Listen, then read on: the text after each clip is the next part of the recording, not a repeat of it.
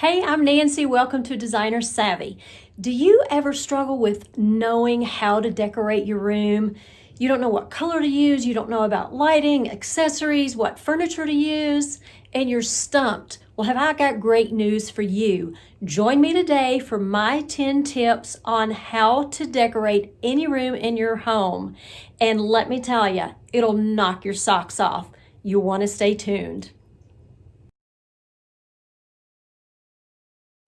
So tip number one, ask yourself this question. What is the purpose of the room? What's it going to be used for? Is it where we eat? Is it where we sleep? Is it where we read, where we work, where we pray? Is it where we relax? Or is it going to be the family hub where we watch TV, play games? Tip number two, what's the mood of the room going to be? What feeling do you want to have when you walk into that room or while you're in that room? Do you want it to be calm, relaxing, and peaceful, or do you want it to energize you? Tip number three, you want to incorporate as many of the five senses as you can in that room. Sight, sound, taste, touch, and smell. To go more in detail about this, you may want to click on this video above when you're through with this one. Tip number four is accessories and art, and this is where you can incorporate as many of the five senses as you can. You want to incorporate visual and tactile textures.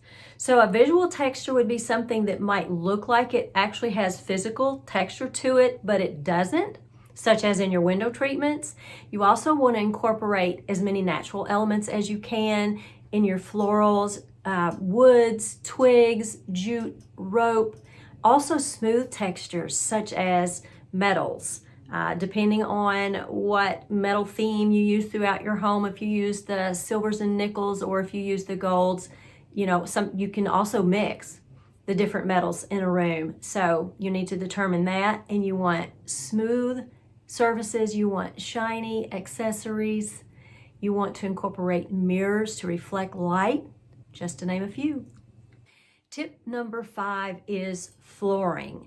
Decide if you want hard surfaces like hardwoods or laminates, or if you want something a little softer underfoot, such as carpeting or area rugs. Tip number six is window treatments.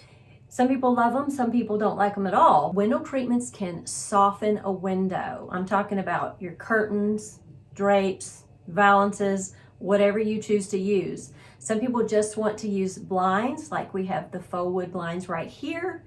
Some people might want to use shutters. It's up to you, depending on the style of your home and what kind of views you have out those windows, if you're in more of a private setting or if you're right in the middle of a neighborhood like I am here. The choice is up to you. The options are endless. There's neither a right nor wrong.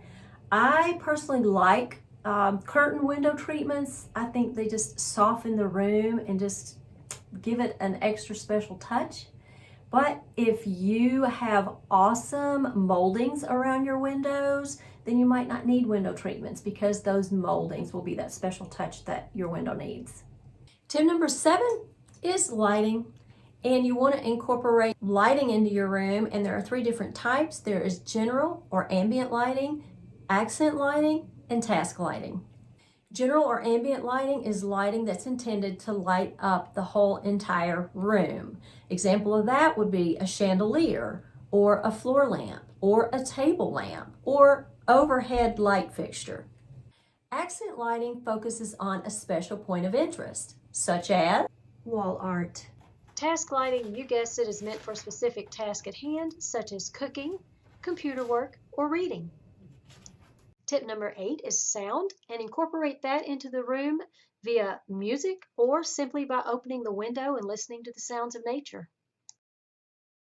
Tip number 9 is furniture. Consider the furnishings you need in the room. Do you need larger furniture pieces, like bookcases, chairs? Do you need smaller pieces, such as ottomans and tables? And also ask yourself, how will these pieces of furniture function in the room? Last and certainly not least is tip number 10, and that is color. Color is the most complicated of all the tips that I've talked about today. Did you know that color can affect your mood, either in a good way or not so good way?